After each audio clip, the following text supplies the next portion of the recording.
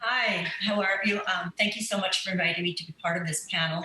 I feel hardly qualified, but I did jot down a few things I think are going to be important going forward. And it's more a case of building on trends that we've been seeing already, especially this community.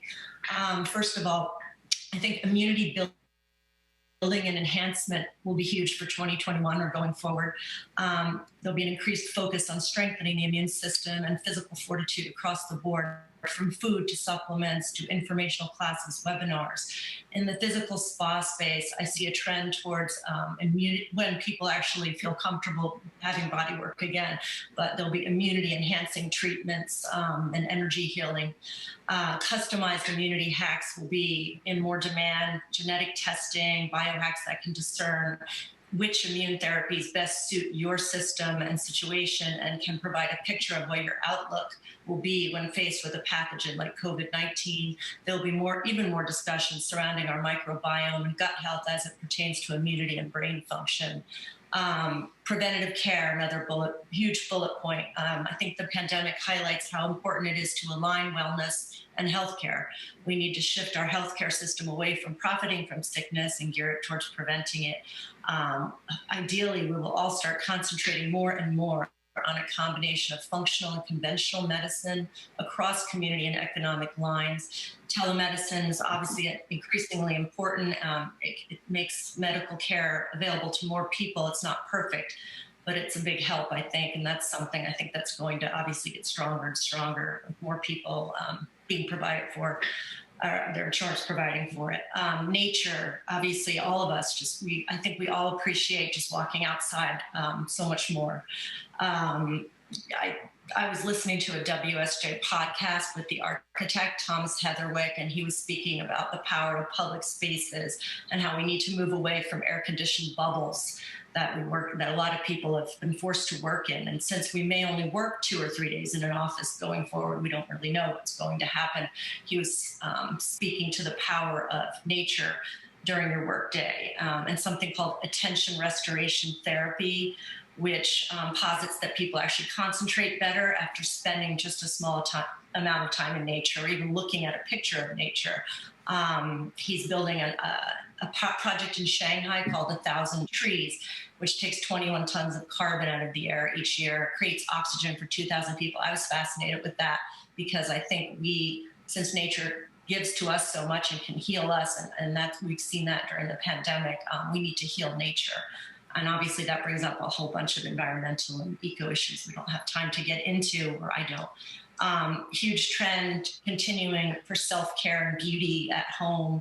I know I won't be giving myself Botox anytime soon, but things like virtual trainers, workout apps, LED lights, laser lights, all sorts of things, anything you can do to yourself, especially during lockdown, you're bored and you're like, okay, I'm going to try, order this light thing. I'm going to try the mirror. I mean, if you can afford it, obviously these are luxuries. I don't think at-home experience can replace a human being or touch. And I think that, I think trainers and spa professionals and nutritionists have an opportunity, sorry, I keep misspeaking, to enhance at-home experiences with coaching and classes. I think all kinds of wellness coaching will become increasingly important. That's my share for now. Sorry if I overspoke. It's such a big question. There's so much to come with wellness, but I think broadly, first and foremost, what's next is we're going to see, like you were talking about, the true and meaningful convergence of health and wellness. As we know, healthcare was quite sterile, which opened up the door for wellness to become like that cool kid on the block.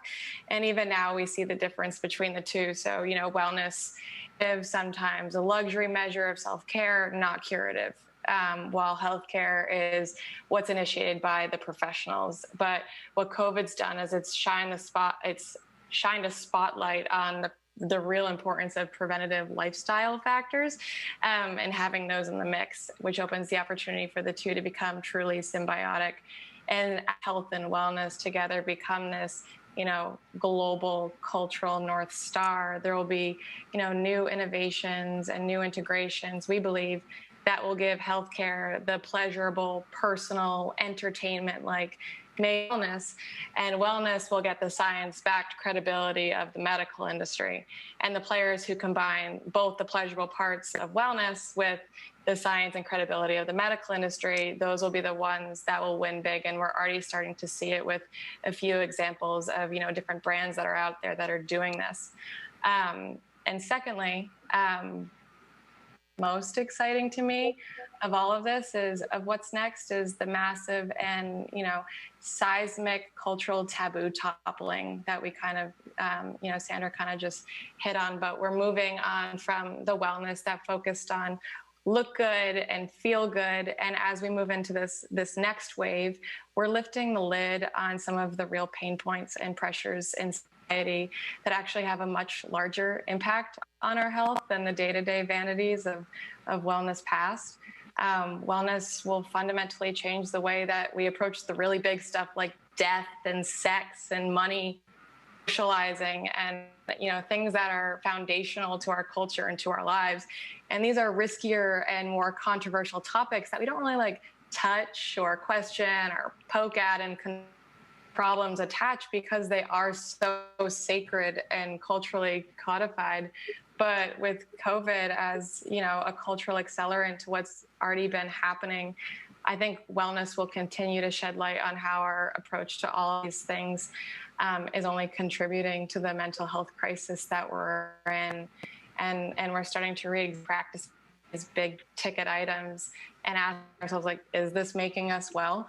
And it's only the beginning.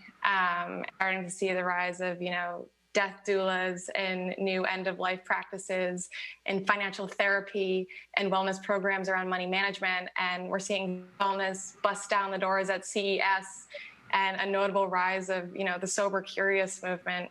And, what it shows that people are slowly but surely realizing that leaving these big conversations in the shadows and over here hasn't made us well, and they're about to take center stage. And I think it'll be one of the biggest opportunities ahead across the globe, and I'm personally really excited about it.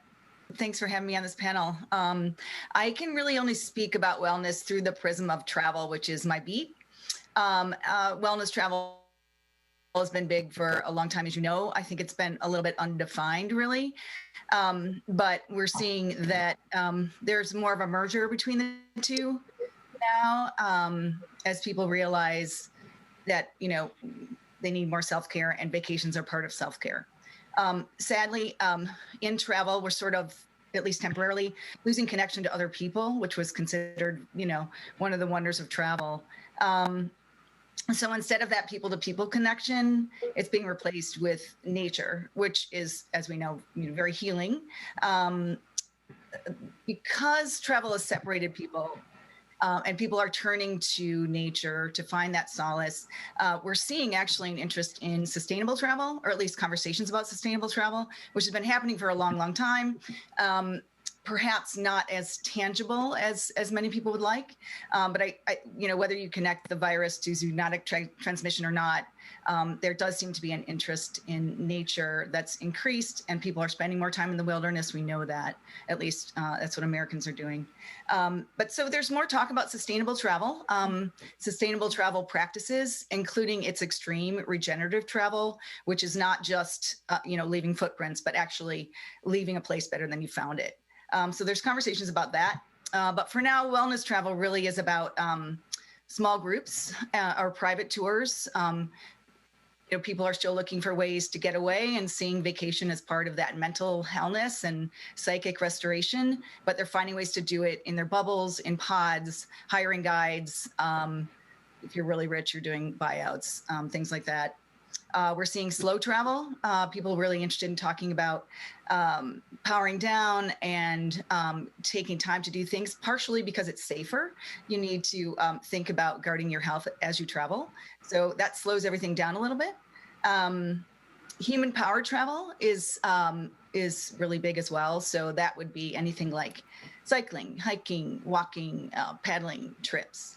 And again, it's a wellness endeavor, and that's a personal challenge, but it's also a social distancing measure, and oftentimes and escape to the wilderness. Healing with nature is huge. I know that, you know, this group has been talking about forest bathing for a long, long time. And that's only going to grow. A lot of conversations about timeouts from media and your digital devices as, you know, being good for you. And all these trends sort of add up to us maybe not venturing quite as far right away for the next couple of years, really. Yeah, I think forest bathing, if it could find a better term in English, might really catch on. I'll also talk about what we're seeing in wellness through our lens, and that is the beauty and wellness entrepreneurial space. And we spend our days talking with and working with the founders, the people who are right now launching the beauty and wellness brands that are bestsellers and soon to be bestsellers. And we spend a lot of time with the investors in that space as well. So we know a lot about where is the money going right now, which is always very exciting and a good indication of where the next booms are going to be. Probably everyone here knows that throughout COVID and throughout the beginning, especially of lockdown, that sexual wellness brands had a huge spike in sales. This was people being quarantined by themselves and investing in their own self-pleasure more than they ever had, as well as couples that were quarantining together and having a lot more time to be sexually active with each other and wanting to find new things to do with each other. And we spoke to so many sexual wellness brands, and they all, just their year-over-year sales for the first 3 months of lockdown were through the roof, like 3x sales, 4x sales. So that was really exciting. And I think that that's how we were talking about, like the getting rid of the stigmas. That's going to continue, and what that's allowed to emerge more. Another trend that was starting is specifically women's sexual health. So definitely around pleasure, but also our reproductive health, menopause care, and pelvic floor care. All of this is huge and going to really blossom into 2021. There has been, in 2019, so much money went into femtech. Almost $500 million was invested in femtech companies in 2019. That's only going to grow, and that was a huge jump from the year before. So these are companies, again, that are making pelvic floor trainers, but also huge amounts of supplements and wellness for people pre-menopause, going through menopause, post-menopause.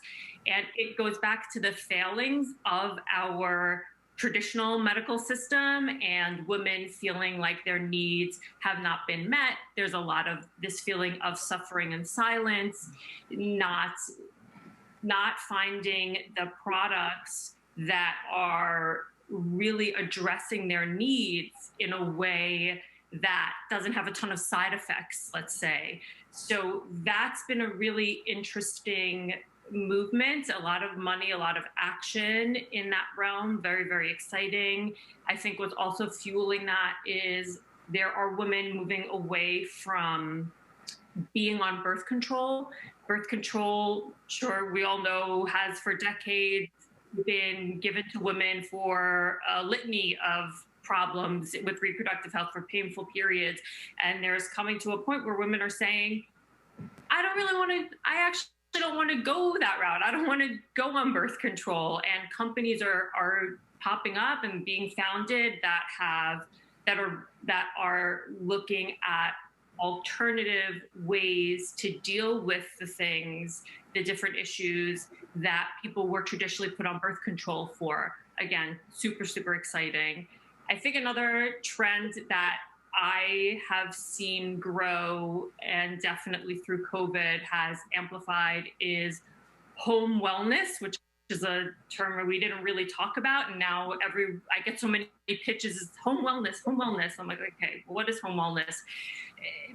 Companies are really addressing the idea of air quality in your home. And this goes, if we look at just like candle sales, and there's two sides of it. There are the people who are making candles that detox your home. And then there are the people that are saying, well, when you burn too many candles, it's actually making your home more toxic. So that's been a fun debate to watch go back and forth. But then there's also a huge influx of new humidifier startups. You can look up Canopy is a really interesting brand that feel they're revolutionizing the humidifier. And then brands like Sensory Plus that have detoxifying mists for the air in your home. So we're obviously all spending a lot more time in our homes, and companies are looking for ways to have us optimize that space and have it be another wellness refuge. Coming from the UK and having spent a lifetime as the founding editor of Condé Nast Traveler, I too come at it from the prism of travel. But I also come at it through what I see, talking to hotels, talking to private members clubs, talking to luxury brands that I now deal with, and obviously predominantly male audience of the Wall Street Journal. And I think one of the really interesting things that's happened is how much more men, given we have such a representative, equal female-male split on this panel, how much more men are taking wellness more seriously these days. That's a big trend, everything from losing weight seriously, because they know with COVID that's not a great thing, taking care of themselves, possibly drinking less, although we know that home consumption has probably gone up, and generally actually doing more exercise, kind of even watching videos, following Joe Wicks, whoever it happens to be. So I think that the idea that, women were the people who had the, as it were, the preserve of wellness, and they tried to get their partners along to join. That's definitely changed, and I think that's for the better. The other thing I see is a move to either extremes or basics. You touched there on the home, and at the basics level, I think this idea of kind of isolation, intimacy, the way that we have to nurture ourselves by ourselves, often in self-isolation or in quarantine, or within your single bubble of one person, which is very much the case in the UK right now. And it's how do you optimize the tiny spaces that we now occupy? Many people never leave their one-room studio, they retreat to their bedroom, or they maybe don't even have a work office station at home. And it's that optimization of physical space. It's the optimization, as you mentioned, of the air. And gone are the days when we all wanted to live in air-conditioned apartments. The idea of opening the windows, eating outside, putting a coat on, feeling the bracing cool air. All of these very, very basic pleasures are transforming our wellness scope. At the other extreme, I see, along with the arrival of living with COVID, much more medical science being treated seriously as part of the wellness regime. We should all be on vitamin D pretty much permanently these days. And the level of people's awareness of vitamin deficiency and the immune boosting properties that, Sandra talked about at the very beginning is a huge area, as is the relationship of our circadian sleep rhythms, and how sleep is incredibly beneficial, especially if we're actually now getting natural air as opposed to air-conditioned air, which we know is not a good thing. And how we sleep better. And then, of course, there's sort of booster immune shots. There's, that counterpoint to all of our Zoom time on screens that we've all got fed up with, which is red light therapy as opposed to the blue light that we get emitted the whole time. And if we can't go out to the wilderness, then, people are flocking to islands, these kind of self-contained, COVID-free environments where you feel utterly safe from the outside world, where there is this great kind of interaction with nature, whether that's in your back garden, in the trees in your street, the walks that you take in the parks, or, as I say, if you can venture abroad, even for a little R&R, then the sounds of nature. And this then brings us on to how wellness links with sustainability. And sustainability is just growing in its powers to create a feeling of well-being and a feeling of wellness. just the number of launches that there have been this year and the number of initiatives that there have been this year, from prizes and carbon recycling and tree planting and all kinds of things to do with sustainability, saving the coral reefs. David Attenborough has, as we've all been locked in front of our screens at home and in lockdown, has brought the outside world into our living room and shown us how we as a human species interacting with other species as we encroach on their natural habitat are causing our own sickness.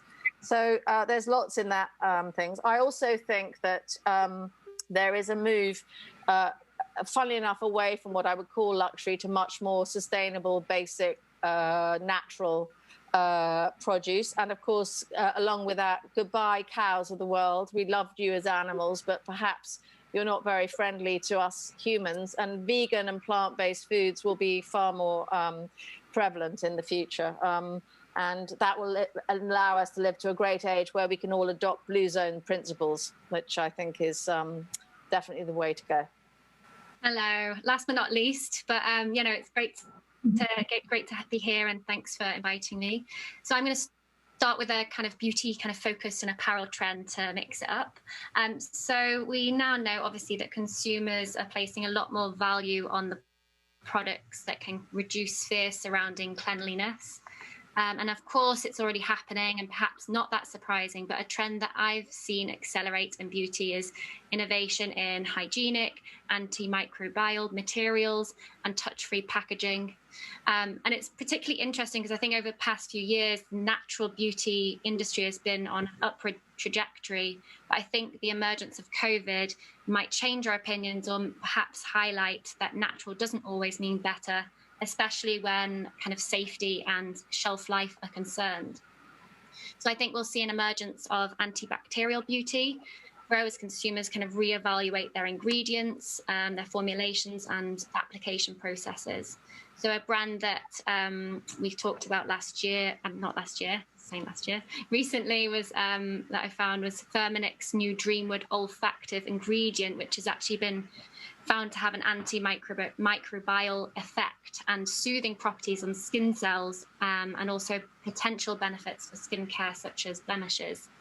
But moving beyond beauty and into kind of wellness apparel, protective textiles, I think, are another interesting area, which perhaps traditionally have been slow to hit the mainstream market, but obviously now more relevant than ever. So the Intelligent Fabric Technologies in North America, they've developed an antiviral fabric, which actually works against COVID-19, and they've done some tests to find that you could kill it within 10 minutes. So a particularly interesting area.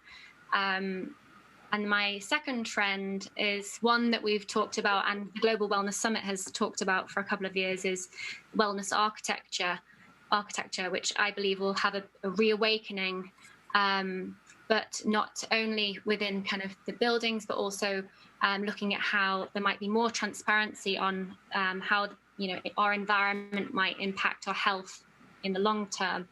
A great example of a laboratory that's actually spearheading this movement is the Centric Lab, which is an independent neuroscience research lab that examines the full biological response we have to a particular environment.